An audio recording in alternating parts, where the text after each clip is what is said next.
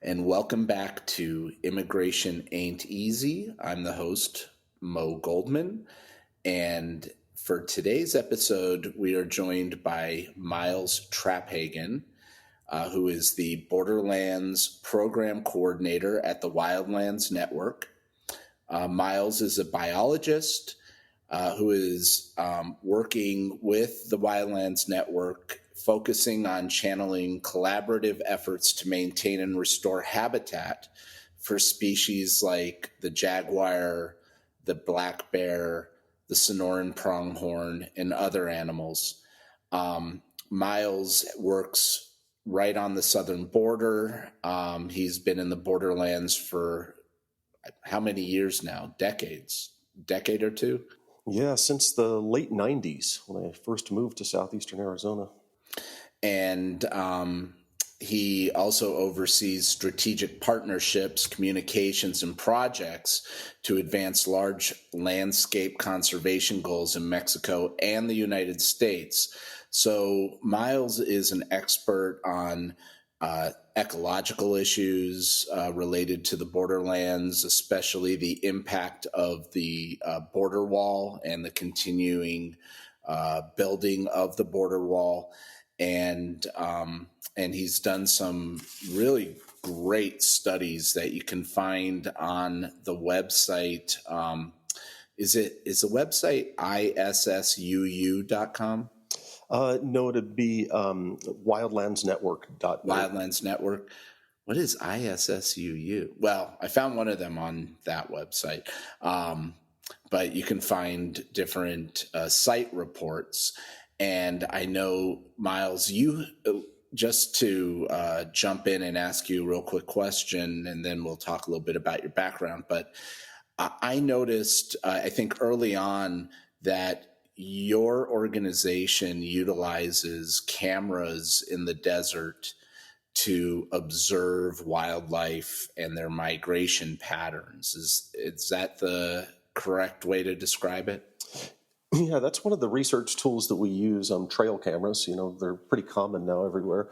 And, they cost around $200 a piece on average. And basically, you've got a 24/7 biologist out in the field to record observations. And so we recently published a paper on the border wall, U.S.-Mexico border wall, called U.S.-Mexico border wall impedes wildlife movement.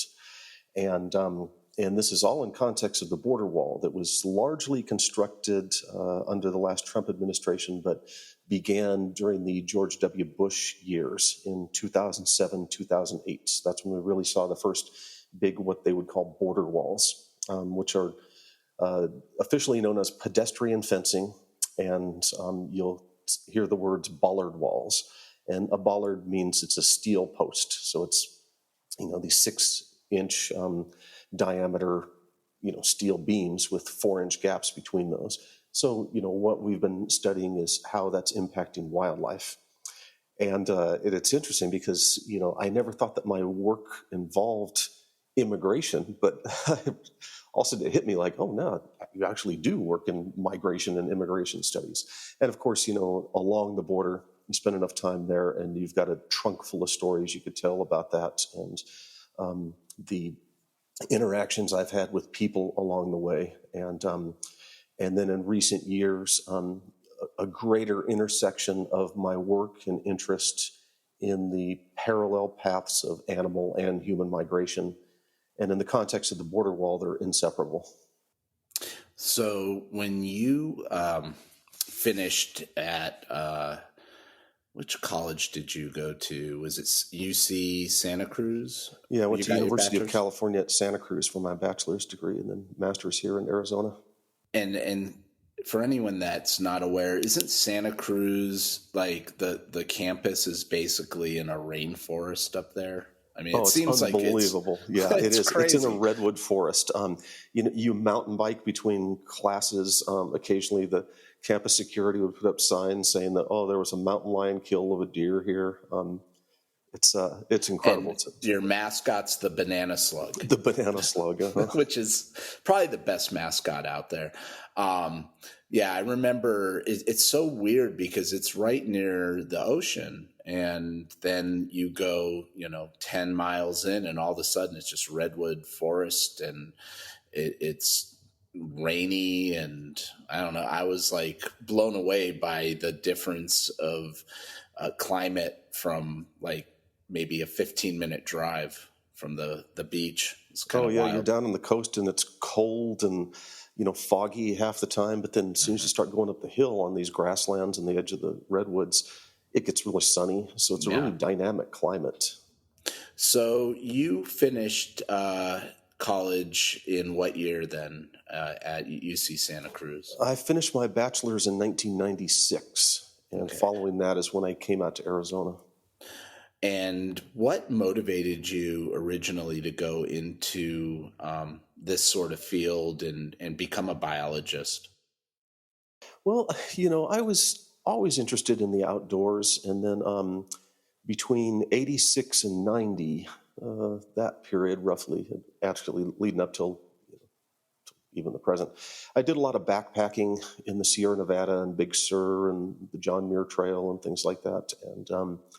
And so I just started getting in touch with that, and then got into birding and just wildlife interests, just getting in touch with the outdoors. And that was really in response to growing up in San Diego as a surfer, where surfers are just utterly obsessed with the waves. Like they'll sit there and do nothing and idle for days just waiting for the waves, when you could easily just go up to the mountains and take advantage of that time period. And so I kind of shifted my focus to land from ocean, because I was also in the U.S. Coast Guard, and so I was in the ocean every single day, so it was a really good respite from that. And so you went and did some work monitoring grasslands on Ted Turner's bison ranches for a while. That was before you were on the border working down here, correct? That was actually afterwards. I've been working on the border. I got my first job out of college with the U.S. Fish and Wildlife Service at San Bernardino National Wildlife Refuge. And when I got the call to go to San Bernardino, I just thought, there's no way I'm going down to eastern LA County in the Mojave, the place where I think they invented methamphetamine there. It's a really cruddy place. But then they said, no, this is Arizona. And what was really cool was that I was really aware of this place on maps, because it's the highest bird diversity in the U.S., highest lizard and reptile. And of course, 2 weeks before I arrived here was the first photograph of a live jaguar in Arizona. So a lot of stars aligned to kind of put me in this place that I really haven't left since then. But I had several interludes. So I worked 8 years for Ted Turner's ranches for the Turner Endangered Species Fund. And when Ted was buying ranches, he owns about 2 million acres now. My job was to go and establish grassland monitoring plots in these to see how many bison can we run there. And then I went on to rewilding the Bolson tortoise, a species out of Mexico. It's a big giant turtle. And then I did my master's on the white-sided jackrabbit, which goes between Chihuahua, Mexico, and New Mexico, in what they call the boot heel. So I've been pretty much, bi-national my career for quite a while now, and I've seen the ups and downs of migrations. I shouldn't say ups and downs, but I've seen the changes that occur from 5-year blocks to the next one, and just in terms of patterns and trends. And so it's always been kind of a background part of my job and in life, is to observe all these phenomenon occurring. So when you started doing research here, was the border wall already being constructed, or was it still mainly just a fence?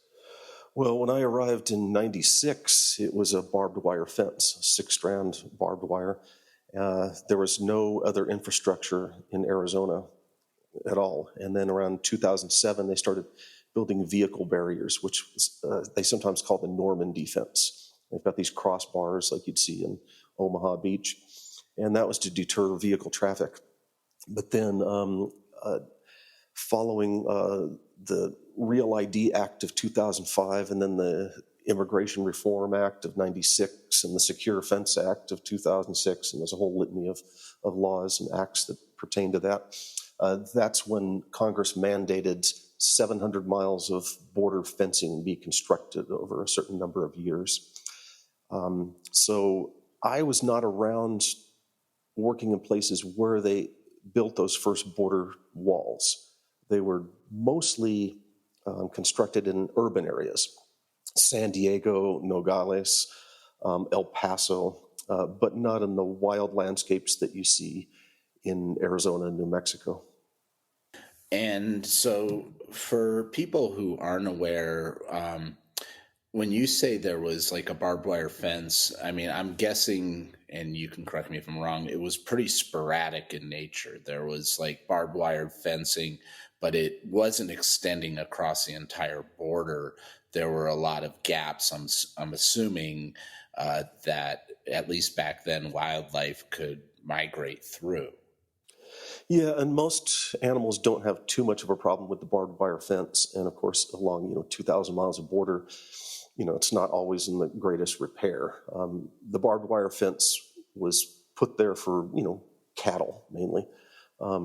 Prior to the invention of barbed wire, we had the border monuments, which are still there, and these were established between 1890 and 1894, starting at the Rio Grande in Texas with Monument 1, and ending at the Pacific Ocean by Tijuana and San Diego. And there's about 268 of these things total. And they're these obelisks that range in size from about 5 or 6 feet tall to 8 feet tall. And they're all numbered. And there's a lot of really interesting history surrounding that. And what's fascinating about the border monuments is that they're not at any set interval. They're a line of sight. So the theory is that if you're standing at one border monument, you would be able to look east and see, oh, that's the line, and you look west and you line yourself up on it. So that's how we demarcated our border for 100 years or more. And so when you began doing research here, you saw a pretty common migration pattern. When did you start to see significant changes in how animals migrated from Mexico to the U.S. or throughout the Sonoran Desert from the U.S., vice versa? Well, it's hard to say what all the animals are doing. One thing I did see in the late 90s and up until the early 2000s was a lot of people coming through. And the Border Patrol would refer to this as twos and threes. It was usually young men seeking work in Phoenix or somewhere in the U.S., and they were trying to evade capture. They were just coming to work, and this is a very seasonal migration, which is why we need to manage this. This is a phenomenon that's been occurring since the start of human civilization. In fact, all life on Earth has had to migrate at some point to find resources and adapt to changing conditions. So, I would encounter people frequently all over the place, in the mountains, in the deserts, grasslands. But then that subsided largely due to economic reasons during the mid-2000s and especially after 2008 and the recession. There was hardly any migration. And that remained the case up until pretty much when Trump took office. Migration rates were at their lowest levels in 40 years when they announced all these border wall projects. So, the data did not add up. It made no sense to be building these border walls. And even the Border Patrol themselves says, we don't need a wall. We need, cameras, more agents on the grounds. And where I did a lot of my work in San Bernardino Refuge, they had essentially what they called shut the border down, meaning that nobody was coming through because they were able to apprehend people. And also the levels were just so low. But, wildlife are tough to monitor.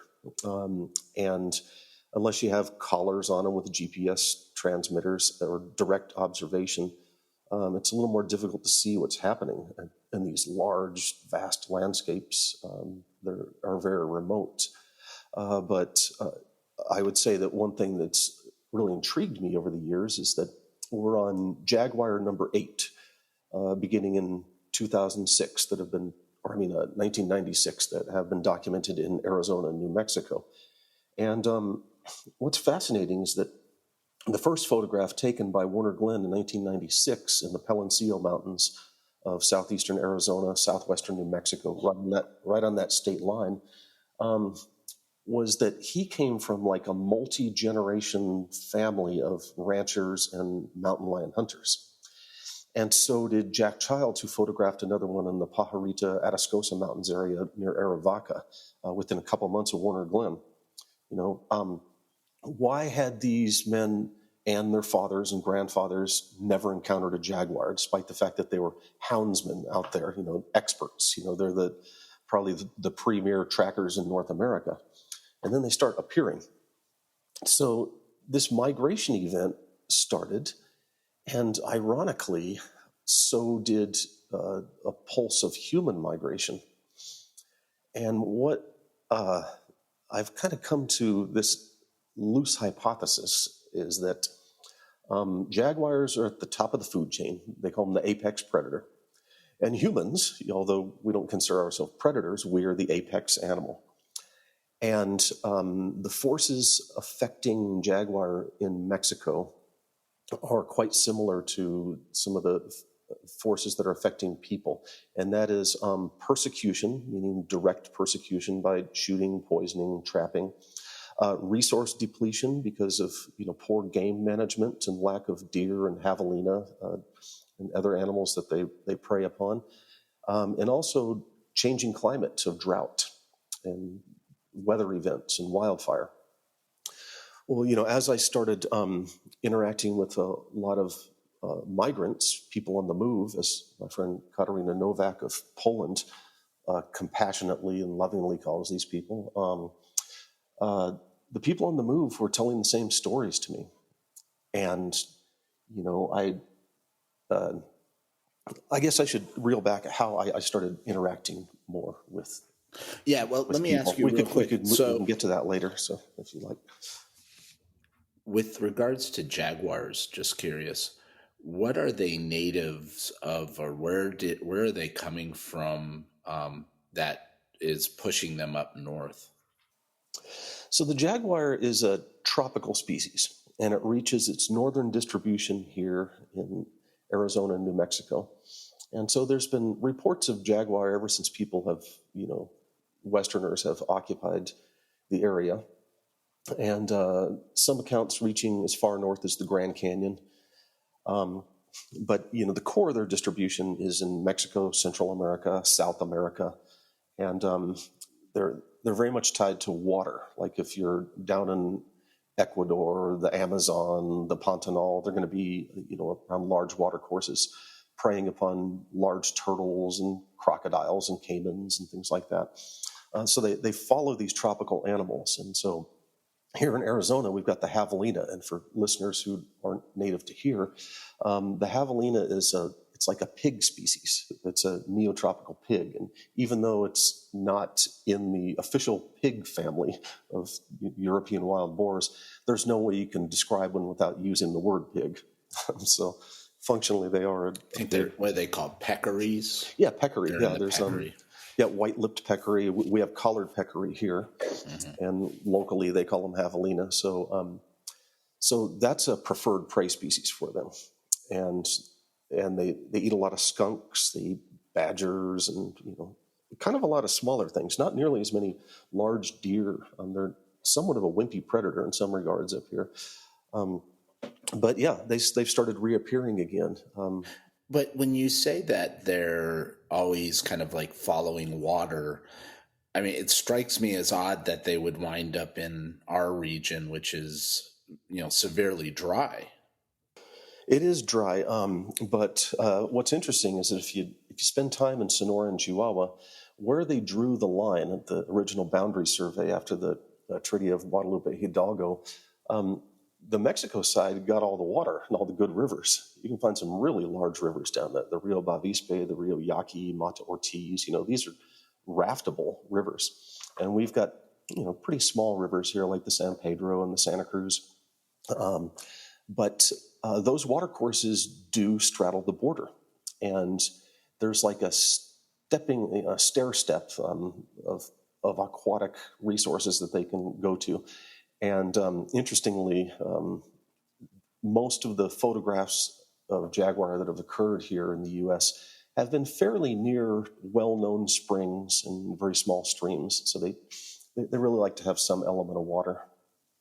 So let me ask you, the interconnection regarding human migration and animal migration and wildlife, they are basically symbiotic.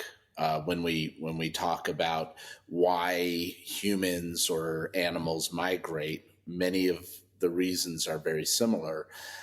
When you got into biology and doing the work you're doing regarding wildlands and our ecology, did you ever envision being involved with more migrant rights or being involved with migrant advocacy? I mean, it seems like that might not have been on your radar initially, but just kind of happened. Yeah, I never would have expected it, and it did just sort of coalesce in a very organic manner. I was aware of migration my whole life. I grew up in San Diego, right near the border. I was born in Chula Vista, and when we lived in Imperial Beach, which is just right up the strand from Tijuana, some of my earliest memories being on the beach when I was 5 years old was seeing a woman with two small children walking up the beach. A friend of mine across the street, playmate, his dad was a Border Patrol agent, but I didn't really think too much of it because I was just so close to the border. And then my own family history from my dad's side, fleeing Germany around World War I, around that time period. And then my mom's side of the family is Chickasaw, which was 5 tribes were put on the Trail of Tears following Andrew Jackson's Indian Removal Act, and where they established nations, reservations in Oklahoma. So I've been part of the migration story, but I'm a few generations removed from it, and all it takes is one generation to lose that memory, and that's a really important thing to maintain. Is that we must not forget, and it's so easy to lose the language, the custom, the culture, the traditions if we're not mindful about keeping that up. So you already had the, kind of migration, immigrant advocacy in your DNA before you even started with this. It just, so happened that you wound up, in a region where there's so much migration and so many migrants that you ended up having to interact and assist them. Yeah, it really, it did work out that way. In fact, the migration story of my family is there's 2 migration events that happened within the U.S., and that was the Indian Removal Act, but then also my relatives from Oklahoma came out to California in the 30s as the Okies. So this is Grapes of Wrath stuff, where they all settled in California and Bakersfield, and that's why you've got that Bakersfield country sound, is that it was all settled by Okies. And so it's fascinating that people forget that we have had an internal migration event, people moving from east to west from the Great Plains during the Dust Bowl era. And why did they move? That was caused by climatic changes like we're seeing all over the world right now. And then the economics of it. They plowed the prairie, they grew too much wheat, the prices fell down, they couldn't make it. And this is exactly the story that I'm seeing with conversations I have with migrants that I encounter today from all over the world. Do you ever visit, or have you visited the Chickasaw Nation? Oh, yeah. I spend a lot of time back there. In fact, my mom and stepdad, they retired from Phoenix and they moved back to Oklahoma. It's just sort of always expected that you're going to come back, And it wound up that way. So when you started to get involved with assisting migrants, how did that occur? Like, what was in your memory, one of either the earliest or the first times that you ended up, helping out humans when kind of based off of what you were doing in your normal day-to-day life? Yeah, that that came about because 3 doors down from us here in a house in Midtown Tucson, um, I noticed that DHS vans, Department of Homeland Security, federal government vans, would arrive every couple days and drop off a load of people at this house. And so finally, I just knocked at the door and says, "Hey, what's going on here?" And it turns out it was Casa Alitas. And what Casa Alitas does, that's part of Catholic Community Services, is they help resettle people who are awaiting their asylum claims. So basically, people would arrive at the border, claim asylum, and then they would be assigned a court date, or at least you'll expect one here at some point in the future. And then they would go to their sponsor, and that would be a relative somewhere in the U.S. And this ranged from, I mean, it could be Phoenix, but a lot was in Newark, New Jersey, Kansas City. I mean, Alliance, Nebraska. It was just amazing where people were spreading to, and so it was a lot of, at the beginning, it was a lot of younger women with a child or two, and so they needed help, volunteers to take them to the airport or the bus station. And that's when I started getting involved in the human element, which was a really good balance to working in ecology and with wildlife. And as wildlife biologists, we tend to look at populations, not the individuals, and that's a little bit dispassionate, and it disconnects you from the individual trials and tribulations of a person or an individual animal. So really seeing the faces on the people and being a part of their journey to get them where they needed to go was quite moving. I've shed a lot of tears during that period, I'll tell you that. First let me just mention that Myles is in Tucson, for anyone that's not aware. So we are about 100 miles from the border, and the Border Patrol often brings folks by the busload or vans who arrive on our border, who they end up encountering to, at least traditionally, they bring them over and either drop them off at a shelter or sometimes a church, or even, I think for a while, Casa Alitas had that motel downtown. Yeah, they had a motel. They also were in that monastery, the Benedictine. Mm-hmm. While that was being planned out to be built, there was a huge receiving center. I mean, that was a giant pulse of immigration that occurred at that point. And then this organization will help these migrants find their direction, get their footing set as far as where they're headed, what's the next step.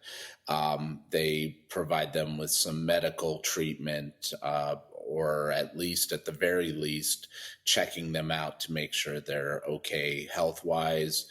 Provides them with food, with little bags that they can take with them, blankets, other items, toothbrush, toothpaste, stuff to at least keep them with some basic items that they might use on the road. And then they get them on either Greyhound buses or on airplanes, depending on where they're headed. And so it basically becomes the triage location for a lot of these folks, and only a very few end up staying in Tucson. Yeah, they're often here 24 to 48 hours at most. So you were doing volunteering with Casa Alitas, and you would transport migrants to the airport or to bus stations. Is there any, you said you shed tears. Now, is there any story that you recall from one of these folks that maybe you spoke to that you might want to share, of the heartache or what they went through just to arrive to the United States? Yeah, there's a few instances, and the one that really stands out is the first one I did, and and this was a young woman from Guatemala and a son who was probably about my son's age at the time. He was probably 7 or 8, and they were going to be flying to. They had to go to Atlanta first from Tucson, and then up to Newark, New Jersey, and and she did not even speak much Spanish, and my Spanish isn't great, but I was thinking, like, why isn't she really communicating well? And it turns out she spoke Quechua was her first language. So they needed to go to the airport, and she was wearing an ankle bracelet, and these were transmitters. They can track the people. I think they don't use them as much now because they would be overwhelmed. They'd have to have a lot of these. But so I took her to the airport, and they had never seen an escalator. They're quite fearful of that. And so they also don't have identification and passports. And so what I learned from that very first incident was I'd have to lie, cheat, and steal and bully my way to get these people on their flights. And we went through the security, and they're asking, well, what do you mean she doesn't have an ID? And I had this big pile of papers in a binder. It's from Department of Homeland Security. Here's all their passage papers. And then I'd have to say, hey, can you get me a supervisor here who knows what's going on? And then they huff and, tried to pull the cop thing. And she was carrying literally like the smallest backpack you would send your kindergartner off to school with. That was their possessions. That was all they had.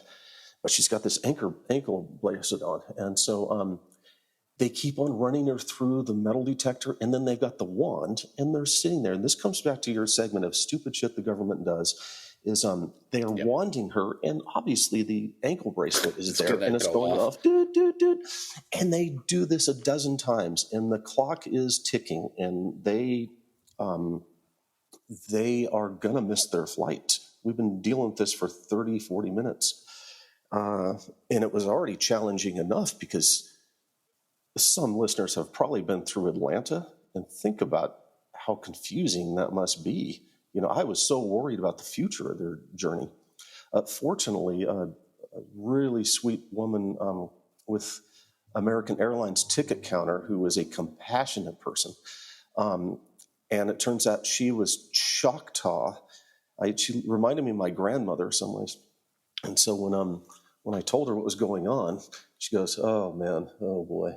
She said, I've got an idea here. I'm going to get a wheelchair. So they'll have a wheelchair waiting for them at Atlanta to take them to the next one. So we, I get her on her flight, and we're running to that. And we're the last ones to get on the plane as they're getting ready to shut that door. And we hadn't spoken really any words of any conversation because we really couldn't. But as they closed the door, she was standing there looking at me, and I saw her eyes just glaze over with tears. She'd never been on an airplane, but I think she just felt, the gravity of the situation. Like, wow, I'm actually at my destination, and I'm getting on this plane. And she was just about ready to lose it. I could see the tears starting to stream. But her 7-year-old boy had that wonder that I see young boys have of airplanes. He just had a big old totally smile. Fascinated. Yeah, and so and at some point along the way, as we were doing all this TSA stuff, I went and bought him one of those little die-cast airplanes, and it was a Southwest plane, and gave him a little 737 and stuff like that. But yeah, they got on the plane, and so I left, and there's a hotel just a couple hundred yards past the departure terminal, and I pulled off there, and I just bawled. I just lost it. It was just very emotionally heavy. And I probably had about a half dozen other times that I shed some tears. It was very different. Planes versus buses, very different emotional feel of dropping people off at the airport versus the bus station. What's the difference when you drop them off at a bus station? I think there's something about aviation, and I heard a story on Radio Lab once, and they interviewed people who they cry on watching movies on airplane flights because you're in this precarious situation, 40,000 feet above the earth. I remember one time crying watching Transformers 3 between here and Hawaii as Optimus Prime is giving a speech about the humans, and I'm just like, oh, that's beautiful and stuff. But yeah, the Greyhound is, everybody's been on buses, especially people coming out of Central America. But that had its challenges too. I've got another great story. If we got time, I can tell you about that. So. Why don't you tell it right now, then? Well, we have plenty of time. Okay, so the Greyhound station, it's down in Tucson here. There was a family of probably 8 or 9 people, all out of southern Mexico, and there was a young woman who was in a wheelchair. And the whole time I'm wondering, like, wow, what was that journey like? Somebody disabled, and so we go to put them on the bus, and the Greyhound attendant, who was not compassionate, she was not the woman who had the foresight to set up a wheelchair for the woman in Atlanta, said, "Oh, does she have a wheelchair ticket for a wheelchair seat?" I says, "Oh, no." She's like, "Well, you have to have one." I says, "Well, what does that cost? Is it extra?" And so she's like, "No, it doesn't cost any extra, but you have to do it in advance." I was like, "Well, is one available?" "Yes, but you'll have to cancel all the tickets and rebuy them." I'm just like, come on, really? How can we make it as hard as possible, right? Yeah, and so then, so here this person, which I didn't consider had high intelligence, is just a jerk. She goes, "Well, she needs to be ambulatory." She used a big word there, to get upon the bus. And I go, okay, interesting. So I go back to the family, and this is all in Spanish. It's like, okay, mire, necesitamos a caminar en el autobús. I tell them, she needs to walk up the bus. So we get her out of her wheelchair. Oh, and meanwhile, I'd gone back and says, "Oh, it turns out she just had like a leg injury. She can walk, but she just hobbles around." So we walked her up the stairs like a marionette. We were literally like moving a leg and an arm in this facade of walking up there, and then we got her on the bus. So they're on the bus, and I can hear that big diesel. It was at nighttime, and they're getting ready to go somewhere really far, and all of a sudden the doors open up at the end of the Greyhound bus station, and it was like the scene out of a movie where it's like, here's the warden and his 2 guards. It was this big balding guy, and then the 2 people point to me. And I'm with my son, and he's 7 years old, and I go, "Anton, we got to get out of here." So we raced to my truck, and I had a diesel truck at the end, and everybody knows about that rolling coal thing, and I'd never done that, but when you floor a diesel, this giant plume comes out, and they were literally chasing us out in the parking lot. Wow. And we jumped in there and rolled coal and left them in a big ball of dust. But I was curious about, did the people make it? So we turn around, we go down Park Avenue, and we follow the bus. And then we follow it until it gets on 22nd, and then on I-10, and then we follow it, and then we get off the first exit. So the bus had left. They're not coming back at that point. Mm-hmm. But it's the fact that we had to go through all of that just to get the person on the bus. Yeah. How many people do you estimate you've interacted with in this scenario? Are you talking about maybe over 100 or more? Probably around 80 to 100. Okay. And have you ever maintained any contact with any of them or know anything about what occurred in their situations? Or is it just, a transitory thing where you just, do what you got to do and move on? It's really transitory. And I think that's largely by design, because a lot of these people really want to be anonymous, and there's a lot of mistrust and fear. So I did very little talking to anybody, especially at the beginning. But over time, I started seeing more older men, adult men, middle-aged men traveling with, a teenage son. And it's interesting how that dynamic changed from just the demographics of it. And I started talking to them more. And so what do you talk about with people from the country who are farmers, ranchers? You talk about the weather and rain.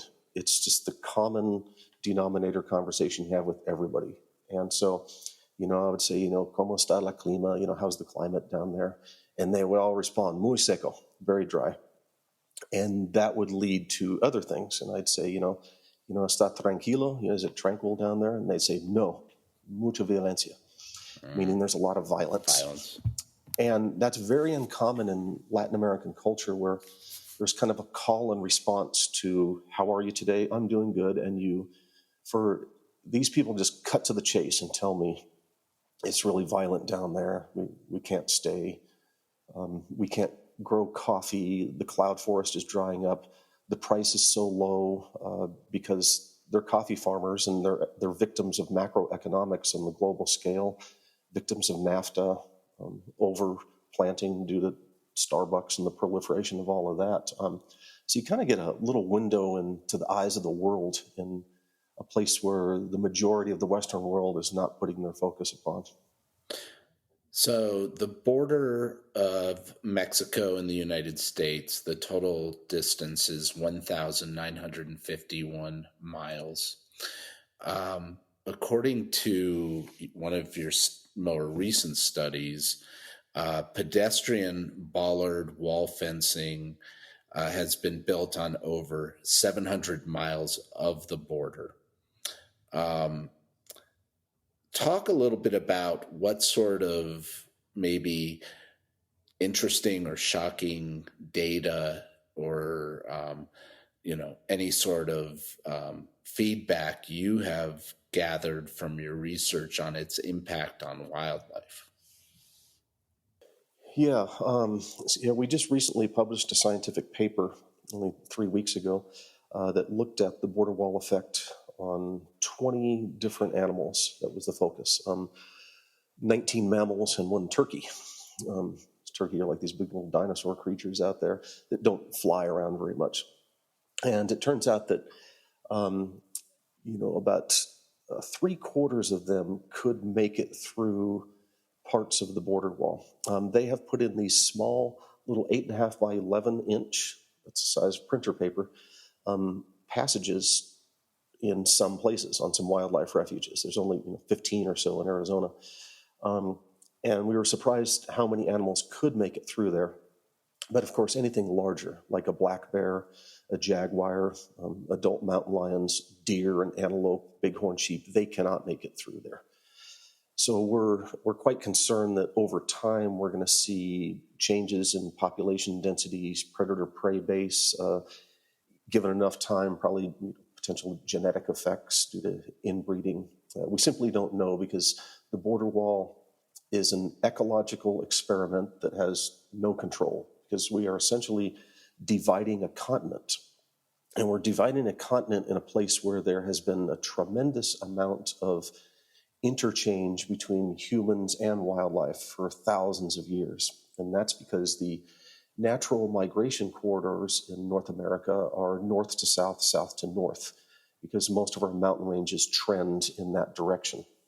And then, of course, you have the climatic gradient, where you're going from the tropics to the temperate zones.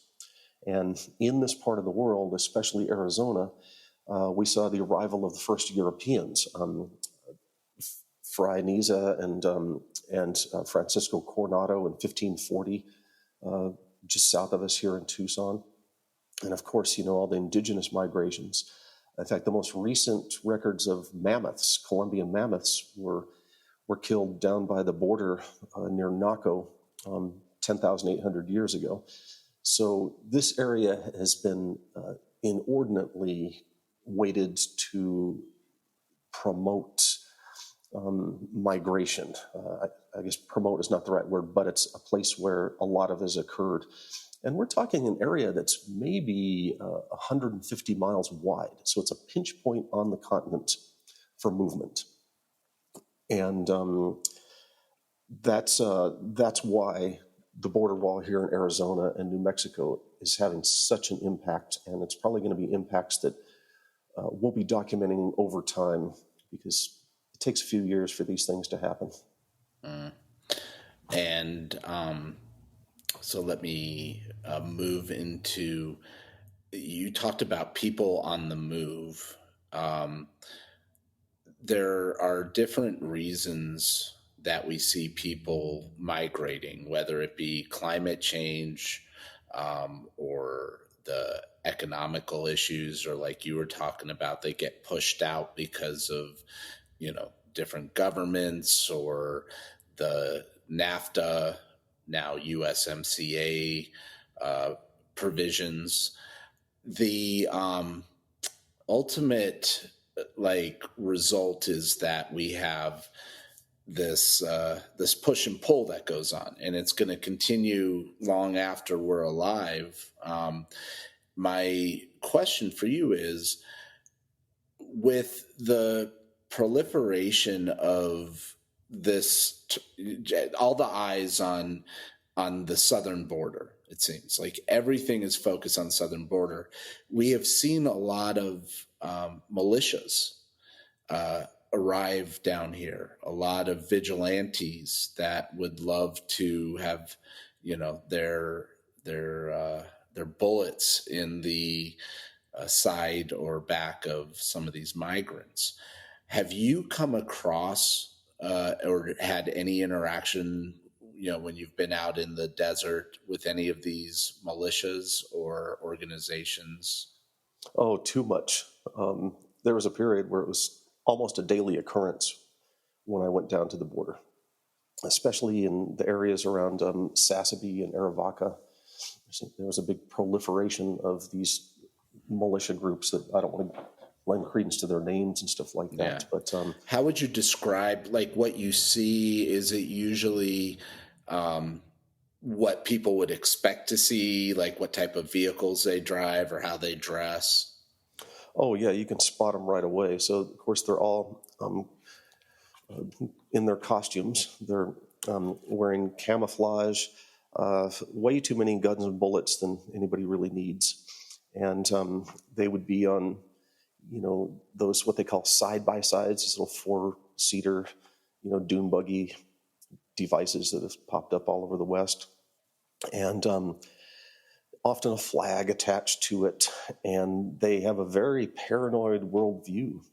For example, I was leading a tour of seniors on a birding trip, and they were videoing us and said that I was the, what did they say? Something in chief, the trainer in chief for kidnapping children at the border and essentially sending them to Hillary Clinton's Pizzagate thing. I mean, it was just off the chart there. Crazy. And then they would post this on their social media sites.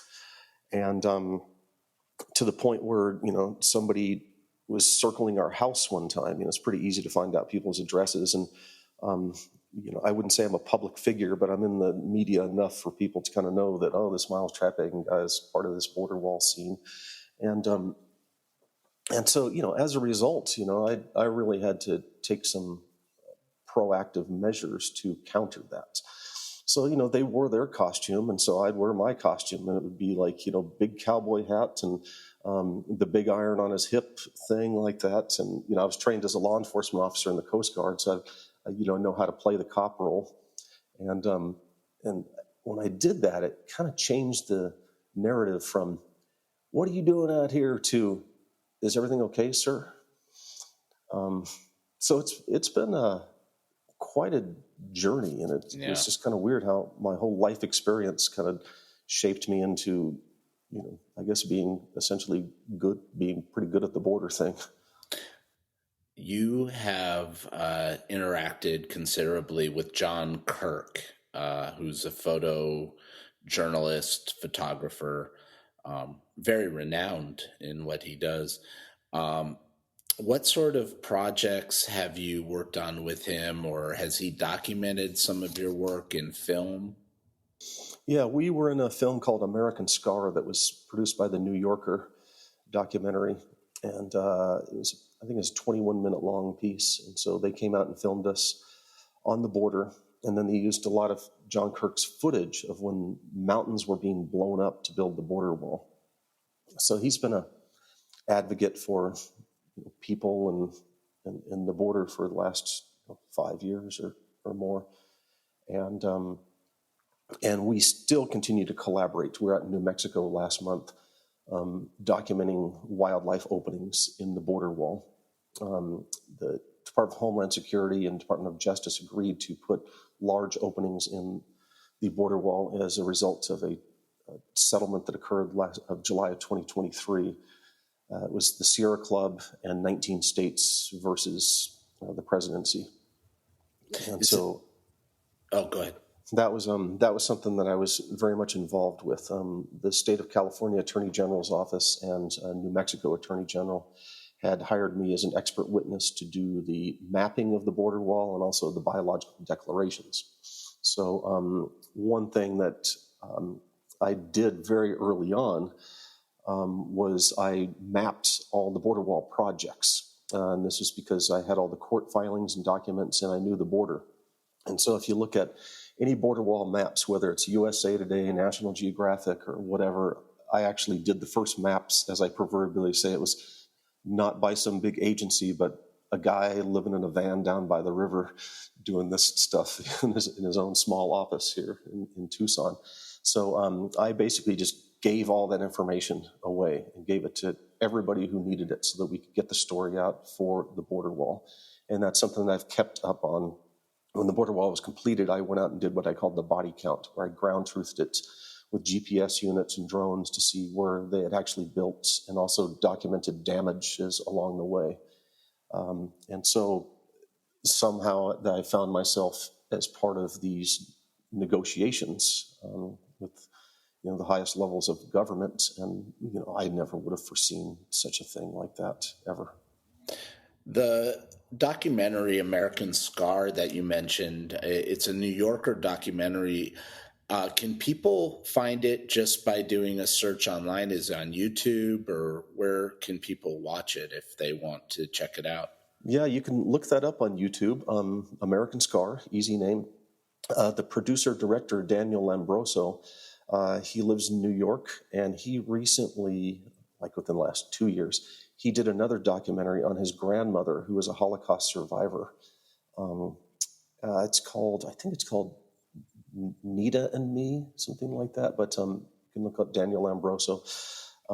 So he had an immigration story as well, so he was interested in seeing what was going on at the border. That's interesting. So yeah, I'd say check it out.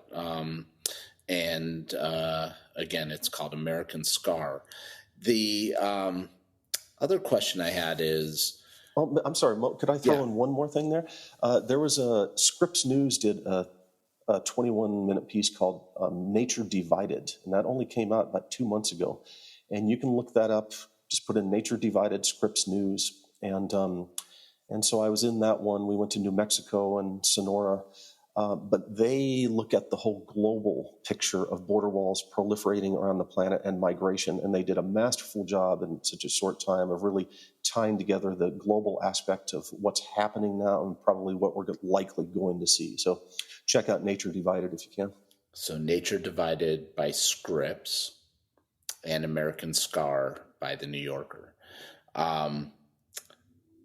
What, in your experience, has been the coolest thing that you've caught on your camera in your, again, own individual subjective mind?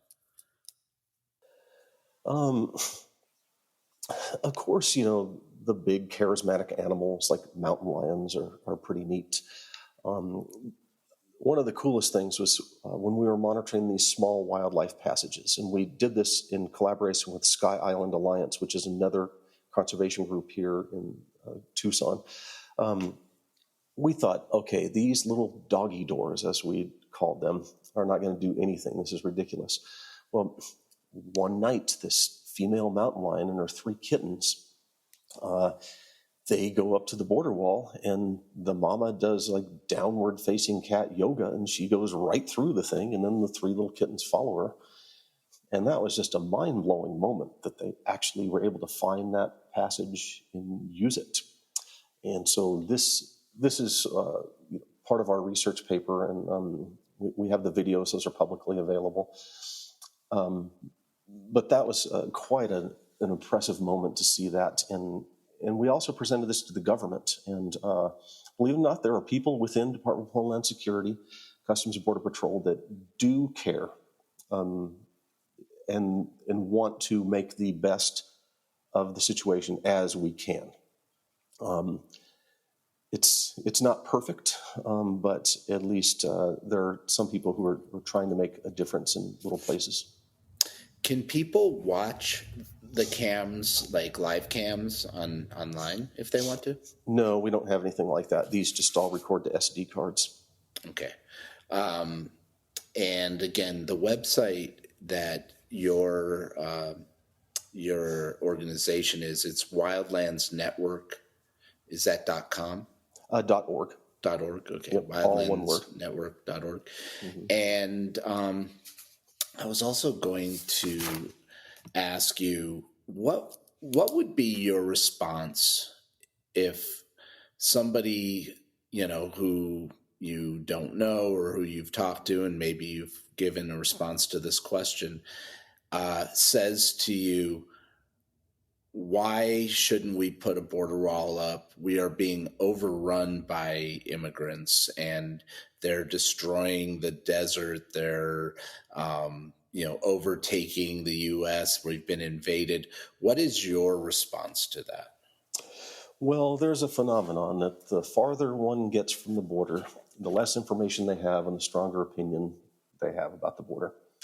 The reality is that it's a pretty peaceful place. If you go down there, you're not going to see the orcs invading Mordor like you would see in Lord of the Rings. We are not being overrun like the Mongols invading.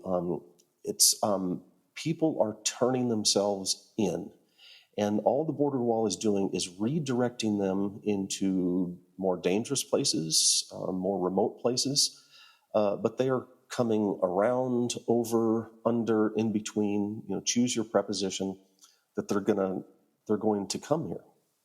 And I asked a Border Patrol agent, a station, the guy they called the station chief, one time when we had some so-called migrant caravans coming. I said, "So, sir, what percentage of people are you encountering in the deserts, the forests, and the mountains versus the number that are coming to turn themselves in?" And before I even had the question mark on my sentence, he says, 99.5% turn-ins. Wow.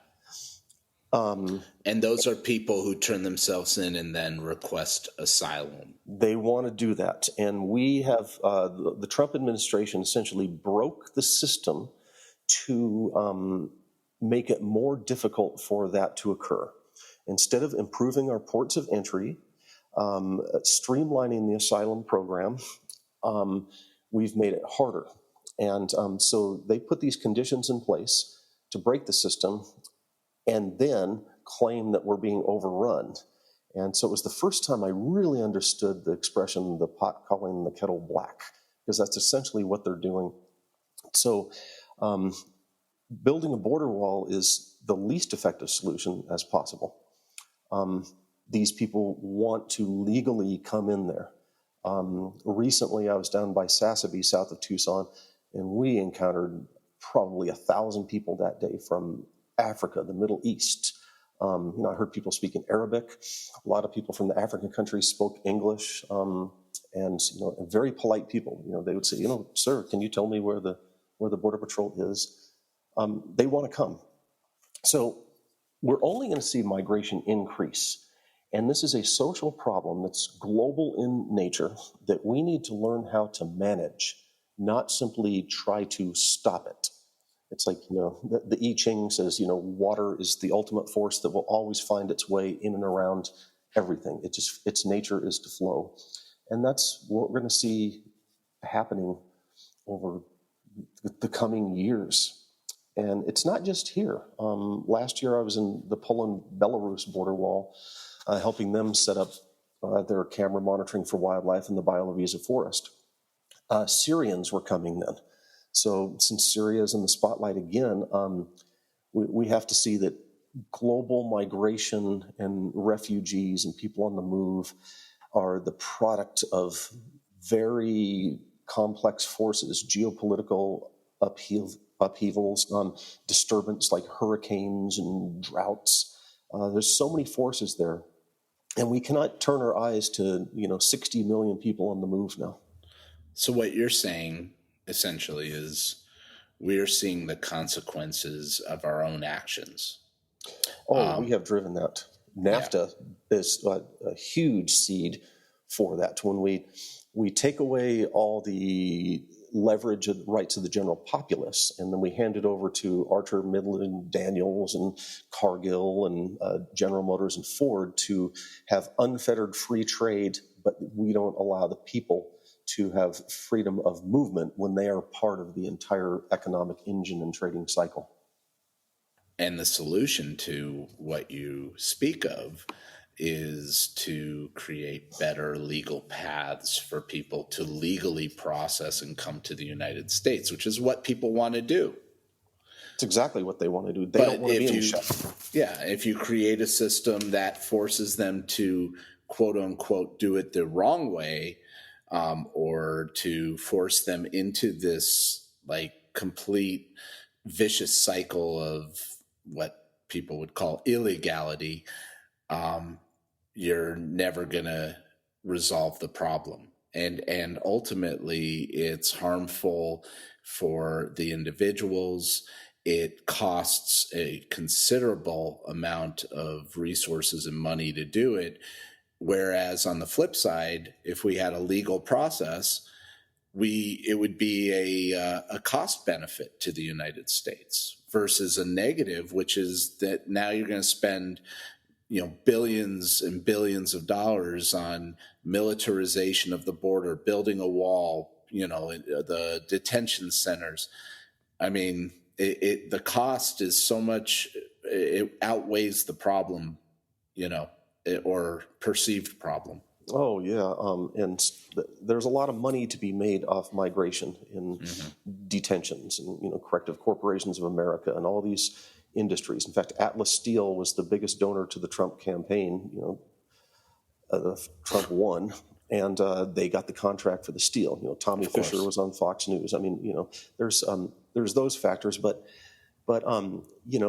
we need to get a dose of reality of what this economy needs. And I think people are so disconnected from that.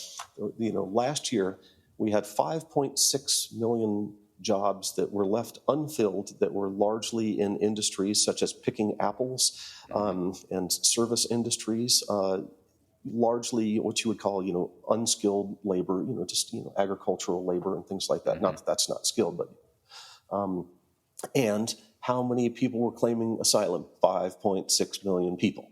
So these people are not a suck on the system. I guarantee you that Guatemalan woman that I put on the plane that went to Newark, she's probably cooking for the family. She can't work. She's probably taking care of their kids, probably as a net benefit to her relatives there to provide childcare and food.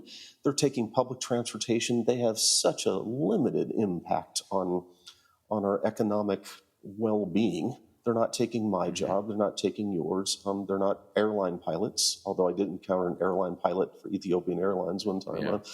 But we need to look at immigration as an asset and start running the numbers. And if we had actuaries running the system, I believe we'd probably be in a better place than ideologues who really don't understand how the system works and have a very false perception of the border and for immigrants in general. And what you described is really the tradition that we see with immigration and with families, especially new migrants, all being so dependent on one another, whether it be, one of the daughters has to be taken to school, somebody takes, and then another person is, running a small business. You see it a lot with these different types of laundromats or dry cleaners and so forth. Mm-hmm. Not laundromats so much, but dry cleaners. Yeah. And how the families, especially when I lived in New York, I would see like an entire family would be basically working out of the same location. And then, while certain family members were running or, working, running the business or working, uh, you know, grandmother or an aunt or even an uncle might be watching the children, and so it's, Mm-hmm. you know, again, it's a net, gain for these families who are just trying to start anew.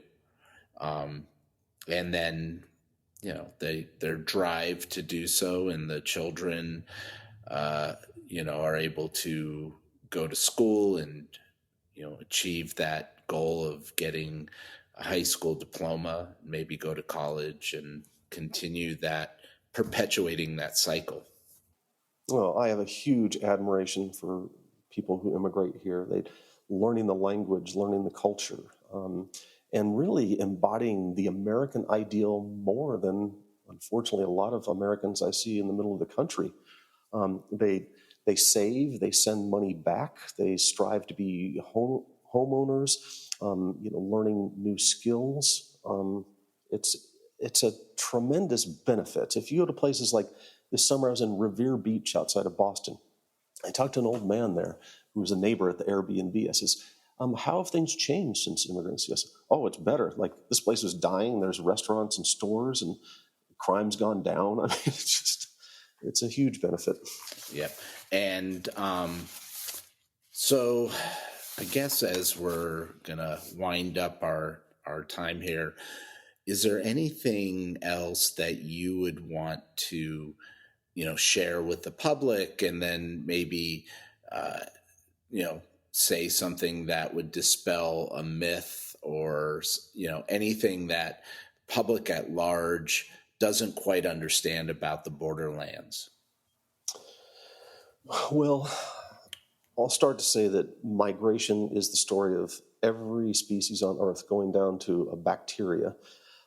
Since the first bowl of primordial soup was served, everybody has migrated. And I ask people to reach back into your past and how long ago was it that somebody made a big movement? And why are they doing that? To better their lives and also for their family. As anybody who has kids and family knows, one becomes very altruistic, and it's human nature, going back to when we came out of the caves, to take care of one another. And that's what we need to do, is to really take care of one another and provide people opportunities, because we have the space and we have the land and we have the DNA of America in our whole country's founding to manage this probably better than anybody. So let's embrace that and not be afraid of change, because if you don't change, you're only going to decay and die from within. Mm-hmm. That's very well said, Myles. So thanks for joining me, Myles. Myles Traphagen, who I think up until this morning I thought his name was Traphagen, or Traphagen. I have no. Finally you've dispelled that myth for me, that your name is actually Traphagen. Yeah. I wish it were Traphagen, because everybody's eating Haagen-Dazs. They'd probably be able to do it there. Sound a lot cooler. So Myles, again, he's a biologist, and the Borderlands Program Coordinator at the Wildlands Network. Thank you for joining me and giving, some information about the border, the borderlands, wildlife, and the impact of this border wall, the negative impact of this border wall, and the militarization of the border. So thank you. Thanks for joining me. Thank you for hosting me, Mo, and thank you for all the work that you do. You're truly one of the heroes on the border. Wow. Well, I'll end on that happy note. That's great. And thank you to Emma Goldman, my producer. Again, podcast is Immigration Ain't Easy, and you can find all the episodes through the website immigrationainteasy.com. And again, Myles, if you want to read more about the work that he is doing and that they're doing at the Wildlands Network, or any of their studies, go to wildlandsnetwork.org. Thank you. Thank you.